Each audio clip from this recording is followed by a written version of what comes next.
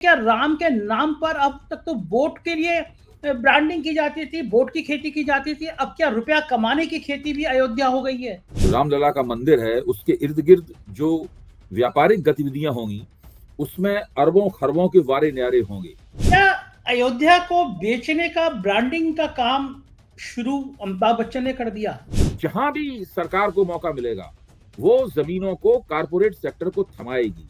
आपको लगता है, क्या लगता है कि ये वोट बैंक में फायदा देगा? भारतीय जनता पार्टी के 2024 के चुनाव में राम मंदिर एक बड़ा ट्रम्प कार्ड होगा। ये वही लोग थे जो उन्माद मचा रहे थे, वही लोग थे जो लखनऊ में गंदी गंदी गालियों का वीडियो बना रहे थे और कल कई जगह शराब पी के हुड़दंग कर रहे थे। ऐसी बहुत सारी तस्वीरें सामने आई। किसी दूर में दूसरे धार्मिक स्थल पर खड़े होकर भगवा फहरा रहे थे। क्या लगता है कितना असर पड़ेगा? देखिए, ये सारे सारे तत्व जो हैं, जो हुड़दंग मचा रहे थे या चर्च पर चढ़ के झंडा उन्होंने लगाया, ये इस प्रकार के तमाम तत्व हैं, ये तो बहुत ही कट्टरपंथी किस्म के तत्व हैं। इनकी संख्या बहुत कम होती है। नमस्कार, मैं हूं संजय शर्मा। आप देख रहे हैं 4 PM न्यूज नेटवर्क।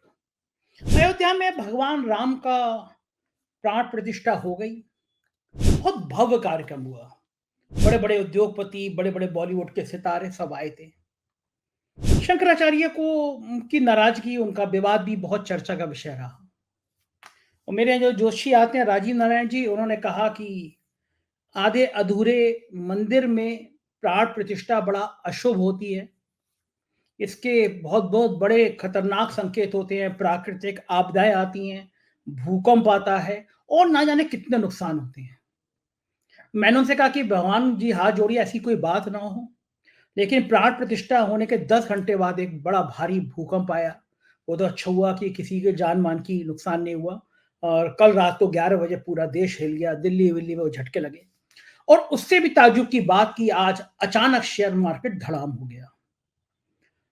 24 घंटे हुए थे मंदिर को बने हुए। अब इसको दोनों को आप जोड़ के देखना चाहें, जोशी जी की बातें जोड़ के देखिए, अलग से देखना चाहें तो अलग से देखिए।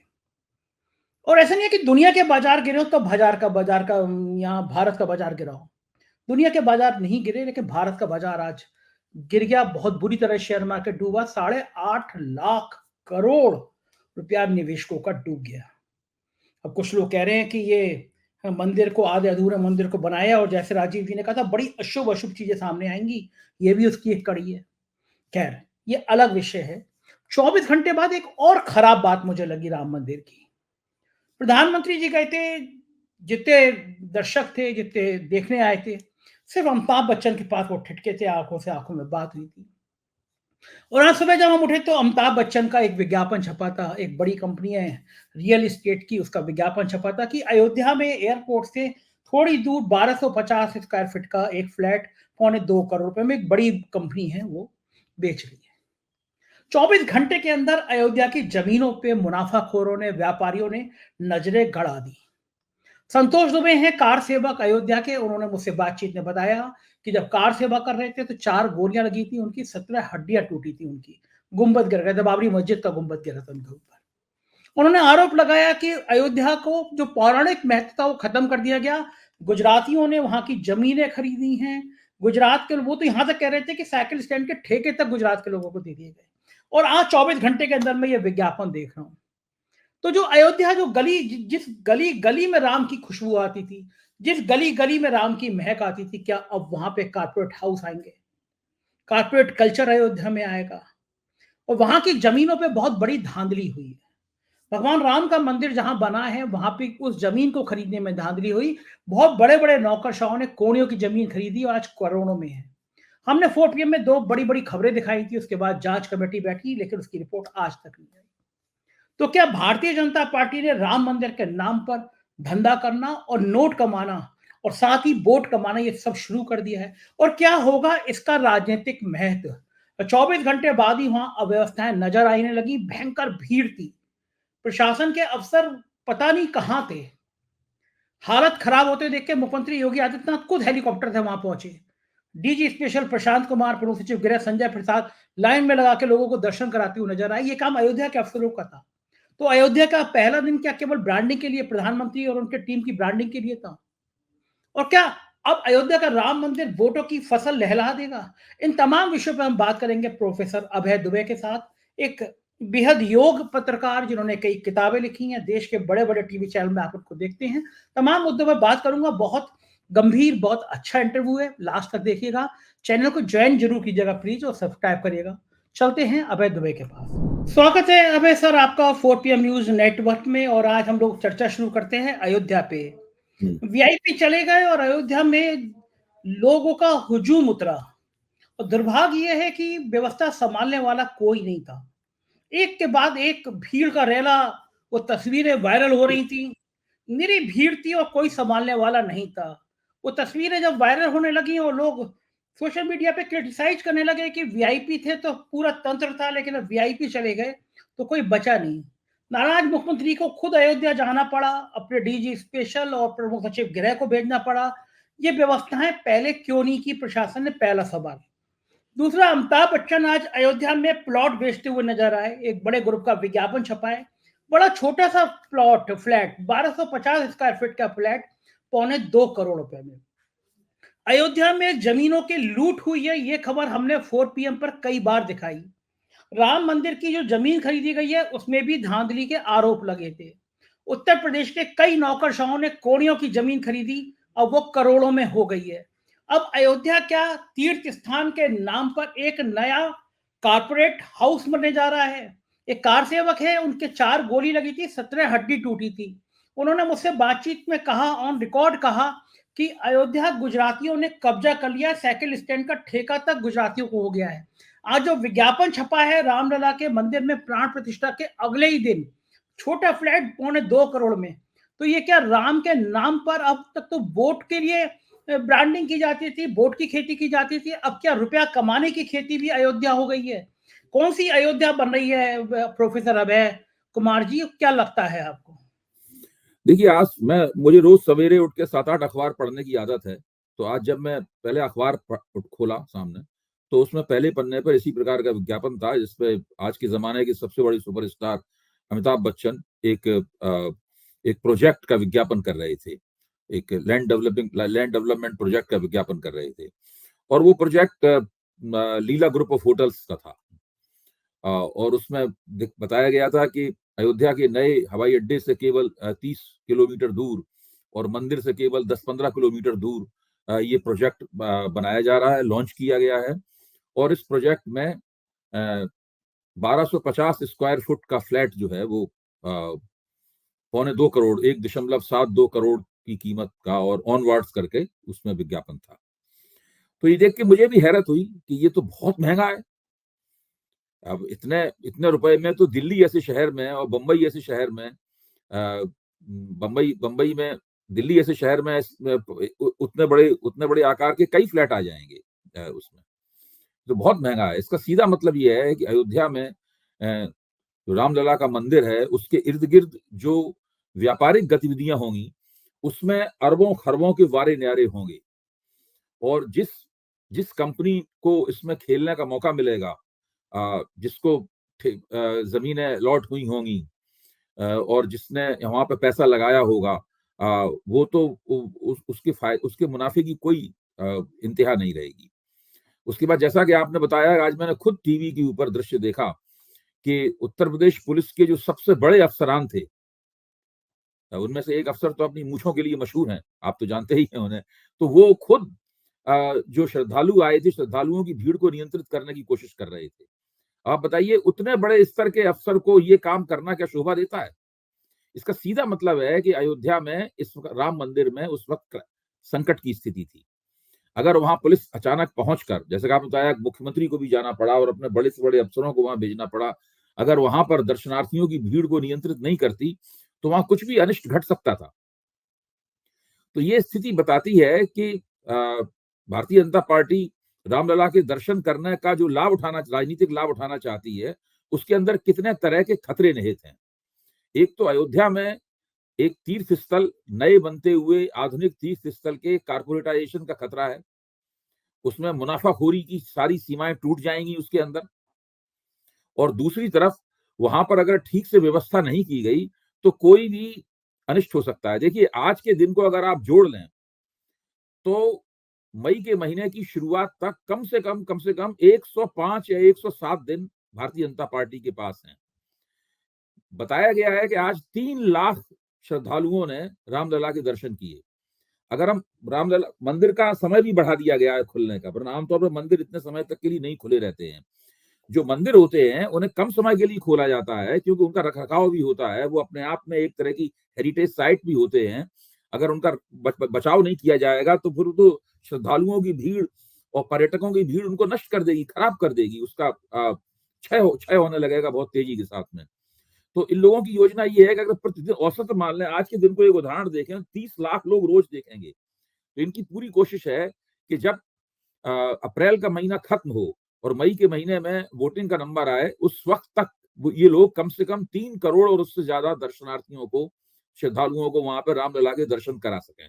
इसके पीछे धारणा ये है, इतने बड़े पैमाने पर दर्शन कराने के पीछे धारणा ये है कि ये सब लोग जो दर्शन करेंगे, ये या तो हमारे वोटर होंगे, जो हमारे वोटर होंगे वो और मजबूती से हमारे साथ जुड़ जाएंगे, जो हमारे वोटर नहीं होंगे वो अपनी मतदान प्राथमिकताओं पर पुनर्विचार करेंगे और हमें वोट देने के बारे में सोचेंगे। इस तरीके से हमारे वोट इसमें बढ़ेंगे। फिर लोग दर्शन करके जाएंगे, फिर 5 लोगों को बताएंगे, उससे भी एक माहौल बनेगा। माउथ पब्लिसिटी एक बहुत बड़ा माहौल बनाती है। तो ये सारी की सारी योजना इसके पीछे है। अब इसमें अगर सही बंदोबस्त नहीं किया गया, जाहिर है भारतीय जनता पार्टी के इस प्रोजेक्ट के लिए एक बहुत ही विशालकाय बंदोबस्त की आवश्यकता होगी। ये अंदाजा नहीं लगाया होगा उत्तर प्रदेश के मुख्यमंत्री ने और भारतीय जनता पार्टी वालों ने कि वहां पे इस तरह का संकट पैदा हो सकता है। अब हमें देखना होगा कल ये लोग किस तरह का बंदोबस्त करते हैं। आज तो कोई अनिष्ट बच गया, लेकिन अगर उन्होंने अच्छा बंदोबस्त नहीं किया तो किसी भी वक्त वहां पर अनिष्ट हो सकता है, भगदड़ मच सकती है, लोग चोटिल हो सकते हैं, जन जन हानि हो सकती है, ऐसा कुछ हो सकता है। इससे सरकार को जवाब देना भी मुश्किल पड़ जाए। अबे जी, 24 घंटे के अंदर अमिताभ बच्चन जी फ्लैट बेचते हुए नजर आए अयोध्या में। प्रधानमंत्री जी शायद किसी एक आदमी के पास रुके तो वो अमिताभ बच्चन थे। आंखों आंखों में इशारा हुए, कुछ चेहरे की भावभंगिमा बदली। क्या अयोध्या को बेचने का, ब्रांडिंग का काम शुरू अमिताभ बच्चन ने कर दिया विज्ञापन देके? क्योंकि जाहिर है बिग बी हैं, महानायक हैं, उनको देखकर लोग आकर्षित होंगे। ये बड़ा खराब नहीं है 24 घंटे के अंदर वहां पे इस तरह बोली लगाना, इस तरह फ्लैट बेचना? अभी 24 घंटे हुए हैं केवल। देखिए, अगर आप हर चीज के, आपकी बात सही है, अगर आप हर चीज के कारपोरेटीकरण की इजाजत दे देंगे, अगर आप किसी एक स्थान को कारपोरेट जगत के बिना किसी बाधा के, बिना किसी नियम कानून के, बिना किसी रेगुलेशन के हवाले कर देंगे, तो वो तो उन्हें मुनाफे की सूली पे चढ़ा देंगे सब कुछ। उन्हें मुनाफा चाहिए हर कीमत पर। आपको ध्यान होगा जब नरेंद्र मोदी पहली बार प्रधानमंत्री पद की उन्होंने शपथ ली थी 2014 में, पहला काम उन्होंने क्या किया था? पहला काम उन्होंने भूमि अधिग्रहण अध्यादेश निकाला था। राहुल गांधी ने और दूसरे लोगों ने उस अध्यादेश का बड़ा विरोध किया, किसान भी उसका विरोध करने लगे। फिर अध्यादेश कानून नहीं बन पाया क्योंकि राज्यसभा में उनके पास संख्या नहीं थी। उसके बाद दोबारा अध्यादेश निकाला, तिबारा अध्यादेश निकाला। जब फिर कानून न बनाने की स्थिति में थे तो उन्होंने फिर अध्यादेश को फिर से जारी करना रोक दिया और इस तरीके से वो पूरा प्रयास इनका नाकाम हो गया। ये किसानों की जमीनों को कारपोरेट सेक्टर के हवाले करना मोदी सरकार की बहुत पुरानी योजना है। जमीन एक ऐसी संपत्ति है जिसे हिंदुस्तान का कारपोरेट सेक्टर पुकार पुकार कर मुद्दतों से मांग रहा है। उसने कांग्रेस सरकार से भी मांगा था, कांग्रेस सरकार ने आश्वासन दिया लेकिन उस आश्वासन को पूरा नहीं किया मनमोहन सिंह ने। मोदी सरकार ने शपथ लेते ही उस आश्वासन को पूरा करने का सिलसिला शुरू कर दिया।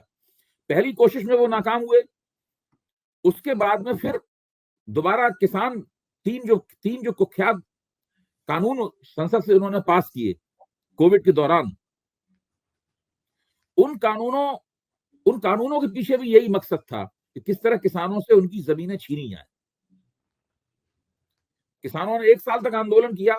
देखिए, ये बहुत बड़ा मामला है, ये अयोध्या का मामला इन सब चीजों से जुड़ता है, ये एक श्रृंखला है।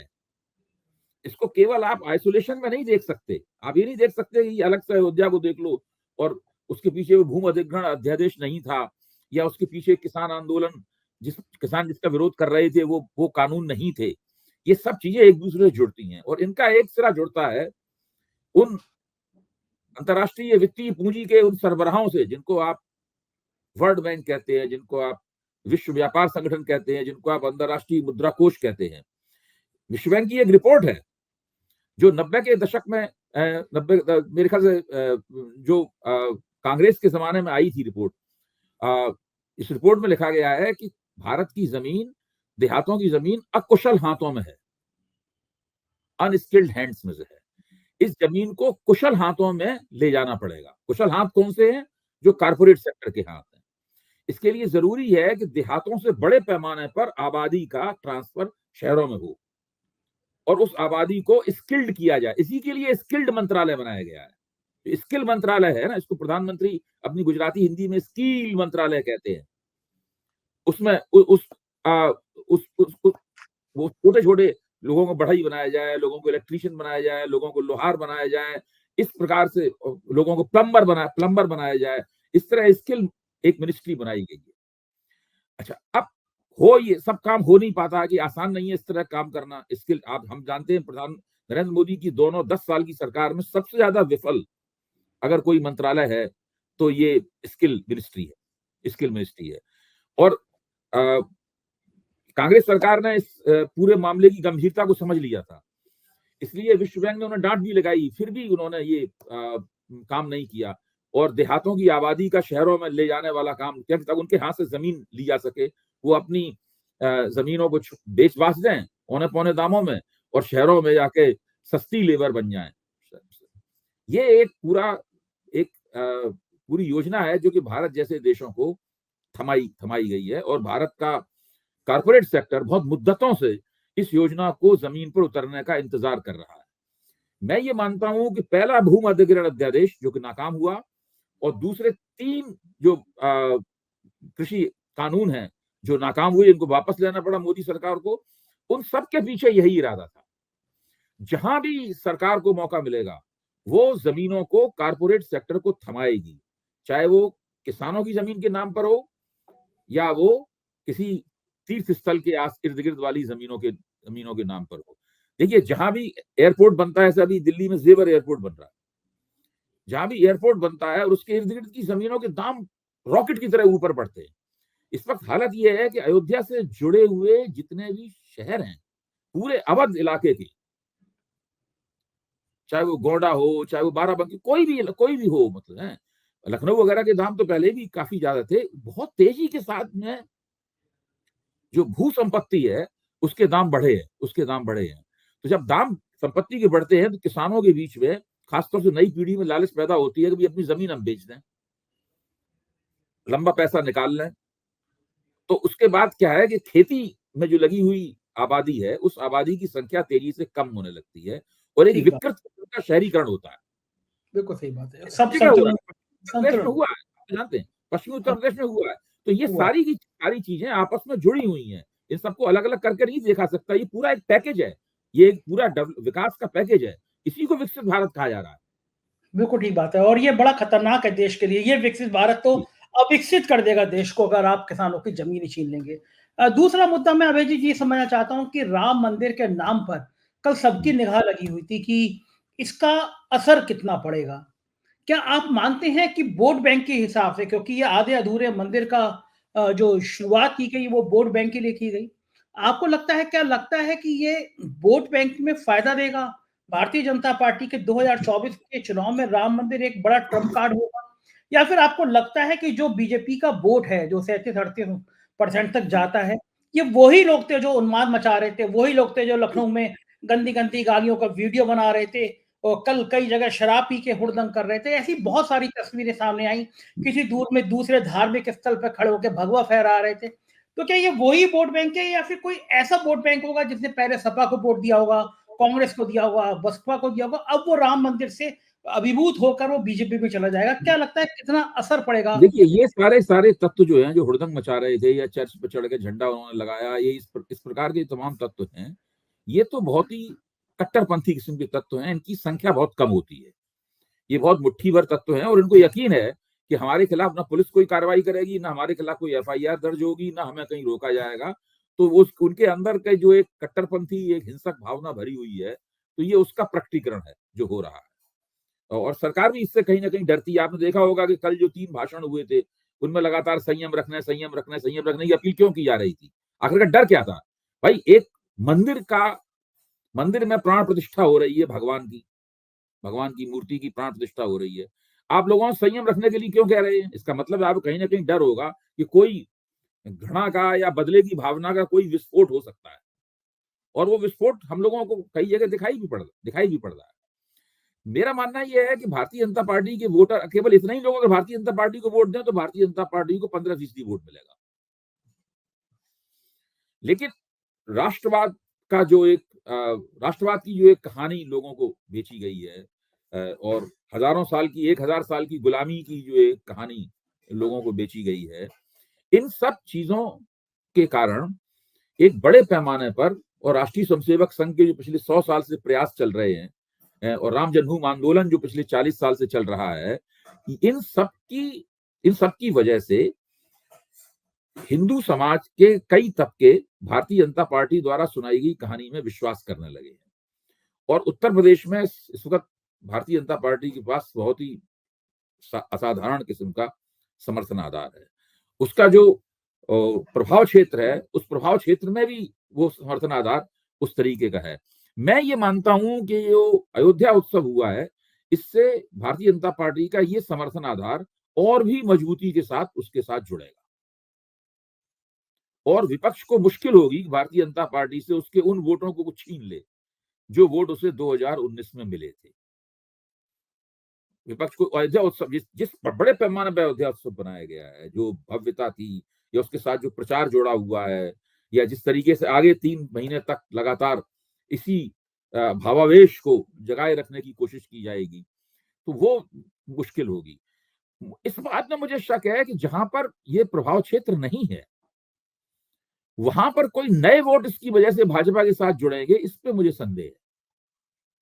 मुझे नहीं लगता कि भाजपा के साथ नए भाजपा के क्षेत्र साथ बिहार में कोई महागठबंधन के उत्तर प्रदेश के बोलिए बाहर की बोलिए। बात कर रहे हैं आप, उत्तर नहीं, प्रदेश के बाहर की बात कर रहे हैं।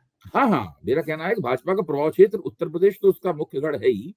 जैसे कि मान लीजिए गुजरात है, जैसे कि उत्तर प्रदेश है, जैसे छत्तीसगढ़ है, जैसे राजस्थान है, जैसे कि मध्य प्रदेश है। अब इसमें 3 ऐसे प्रदेश हैं जो कि भारतीय जनता पार्टी के प्रभाव क्षेत्र, जो पिछली बार प्रभाव क्षेत्र में थे, जहां 90% या उससे भी ज्यादा बड़ा स्ट्राइक रेट भाजपा ने निकाला था। जैसे बिहार में 40 में से 39 सीटें एनडीए ने जीत ली थी, शायद मध्य प्रदेश में 48 में से शायद 41 सीटें या 42 सीटें एनडीए ने जीत ली थी। कर्नाटक में भी तकरीबन सफाया कर दिया था पूरी तरीके से।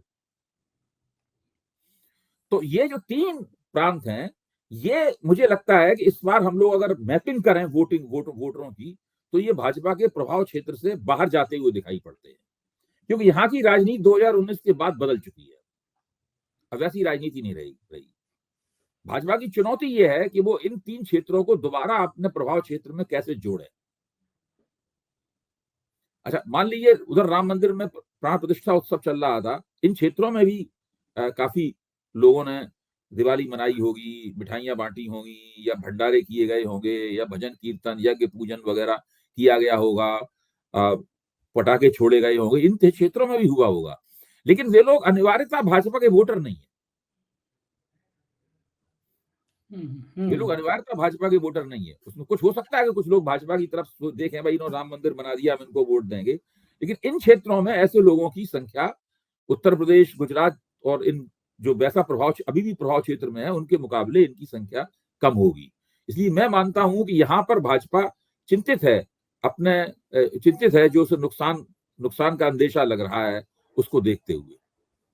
तो वो नुकसान तो ज्यादा बड़ा है। अगर उत्तर प्रदेश से सीटें बढ़ाएंगे तो कितनी बढ़ाएंगे? 10 सीटें। लेकिन जहां नुकसान हो रहा है बंगाल में, कर्नाटक में, बिहार में, वो नुकसान तो ज्यादा बड़ा है। नहीं, वो तो ज्यादा बड़ा नुकसान है ही। देखिए, भारतीय जनता पार्टी जो समर्थक पत्रकार हैं, जो निष्पक्ष पत्रकार के तौर पर, समीक्षक के तौर पर टीवी में पेश किए जाते हैं, जैसे ही जब 3 राज्यों में भाजपा जीती तो उन्होंने सवाल उठाया। उन्होंने कहा कि जो लोग ये शक करते थे कि 2019 का नतीजा भाजपा दोहरा सकती है, उन लोगों को अब उन्हें शक पे पुनर्विचार करना चाहिए। ये 3 राज्यों का चुनाव नतीजे बताते हैं कि भाजपा 2019 का नतीजा दोहरा सकती है। अच्छा, तो एक बार अगर हम उनकी बात मान भी लें कि छत्तीसगढ़, राजस्थान और मध्य प्रदेश में भाजपा 2019 का चुनाव नतीजा कमोवेश दोहरा देगी, उत्तर प्रदेश में मैं मान सकता हूं क्योंकि मायावती विपक्षी गठबंधन में शामिल अभी तक नहीं हुई है। मैं ये नहीं कह रहा हूं कि नहीं होंगी भविष्य में, मैं ये कह रहा हूं अभी तक शामिल नहीं हुई। राजनीति में कभी भी कुछ भी हो सकता है। मायावती अगर विपक्षी गठबंधन में शामिल होंगी तो ठीक वो मार्च के ठीक पहले होंगी, तो वरना नहीं होंगी। तो मेरा कहना यह है कि इसमें बढ़ सकती हैं सीटें। भाजपा ने पिछली बार 63 सीटें प्राप्त की थी, हो सकता 10 या 12 सीटें बढ़ जाएं। भाजपा हो सकता 73 से 75 सीटों के बीच में कुछ जीत सकती है उत्तर प्रदेश में। लेकिन जिन राज्यों में 2019 के बाद की राजनीति बदल गई है, जहां एनडीए उस तरह से नहीं रहा है और भारतीय जनता पार्टी की अकेली हैसियत वैसी नहीं थी कि वो अकेले दम पे उन चुनावों में सुपड़ा साफ कर पाती, उसे एनडीए के पार्टनरों की जरूरत थी। देखिए 2019 में नीतीश कुमार बिहार में उनके साथ थे, 2019 में शिवसेना पूरी तरह महाराष्ट्र में उनके साथ थी, 2019 में अकाली दल पंजाब में उनके साथ था, और 2019 में ये जो तीसरा प्रांत जिसका हम लोगों ने जिक्र किया था महाराष्ट्र में, तो वो कर्नाटक में देखिए वहां पे स्थिति ये थी कि वापस उनकी सरकार आ गई, पूरी तरह उन्होंने सुपड़ा साफ कर दिया था सबका, क्योंकि बालाकोट स्ट्राइक की वजह से बिल्कुल एक तरफा चुनाव हो गया था पूरी तरीके से, कांग्रेस उनका मुकाबला नहीं कर पाई थी। मुझे लगता है कि इन इलाकों में मोदी को उस तरह की कामयाबी नहीं प्राप्त होगी जिस तरह की कामयाबी 2019 में प्राप्त हुई थी। इसकी भरपाई वो कहां से करेंगे? उत्तर प्रदेश से 10-12 सीटें हैं उनकी, वहां भरपाई होगी, लेकिन बाकी सीटों की भरपाई कहां होगी? देखिए ममता बनर्जी उस वक्त मुगालते में थी, उन्होंने अपने खिलाफ एंटी इनकम्बेंसी को समझा नहीं था, इसलिए भाजपा वहां पर 18 सीट जीत गई थी। लेकिन अब दोबारा ममता बनर्जी उस मुगालते में नहीं है, बीच में वो शानदार तरीके से विधानसभा चुनाव भी जीत चुकी हैं। तो उड़ीसा में भी मुझे नहीं लगता कि भारतीय जनता पार्टी पुराना प्रदर्शन कर पाएगी, तेलंगाना में भी पुराना प्रदर्शन कर पाएगी, बंगाल में भी उसकी सीटें कम होंगी। तो ये सब कमी की भरपाई वो कहां से करेगी उत्तर प्रदेश को छोड़कर? ये एक सवाल है बहुत बड़ा जो कि हवा में लटक रहा है, और अभी भी भाजपा के रणनीतिकार उसका जवाब नहीं खोज पाए हैं। हाँ, वो ये कह सकते हैं कि भाई पूरे देश में माहौल ऐसा बना है, वो पूरा देश, वो अयोध्या और भाजपा के प्रभाव क्षेत्र को ही पूरा देश मानते हैं, पूरे देश में माहौल ऐसा बना हुआ है, सब लोग मोदी मोदी की जय जयकार कर रहे हैं, सारी जनता मोदी को वोट दे रही है, वगैरह वगैरह, इस प्रकार की दावेदारियां हो सकती हैं, तो मैं उस पर नहीं जा रहा।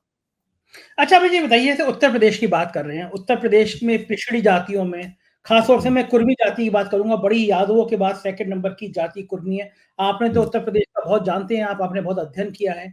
कुर्मी जाति का बड़ा वोट बैंक समाजवादी पार्टी को विधानसभा चुनाव में मिला था, और बात ये हो रही है कि नीतीश कुमार भी फूलपुर से चुनाव लड़ सकते हैं, ऐसी चर्चा है।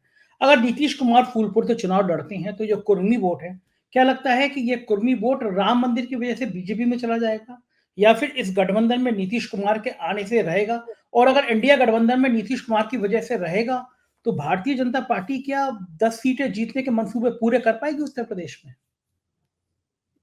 देखिए, मैं इस तरह से देखता हूं कि अगर कुर्मियों की राजनीतिक समर्थन का आप इतिहास देखें तो उन्होंने सामाजिक न्याय के मुद्दे पर गैर भाजपा राजनीति की है, उन्होंने बीएसपी के साथ जुड़ के लंबे अरसे तक गैर भाजपा राजनीति की है,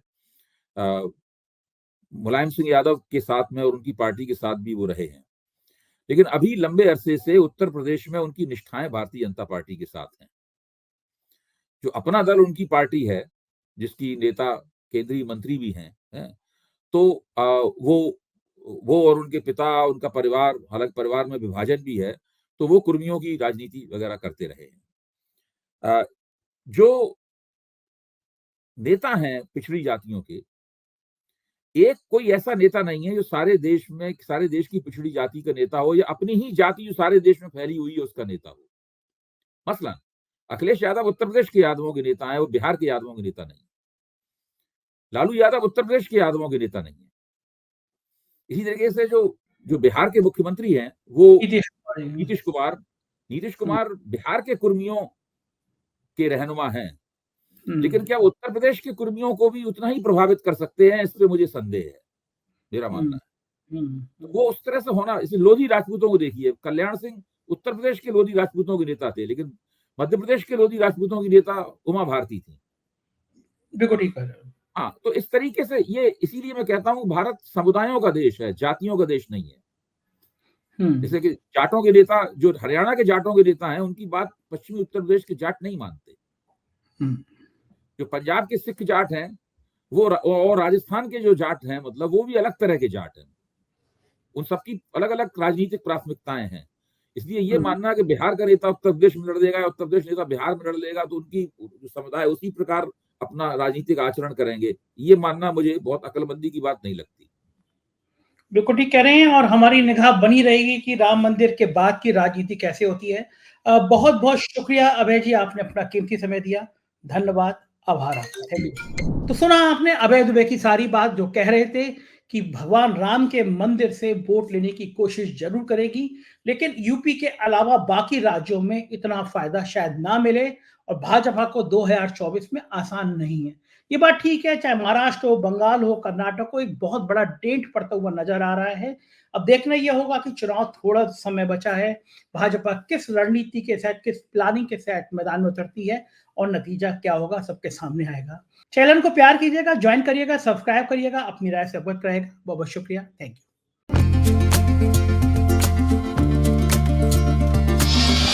यू।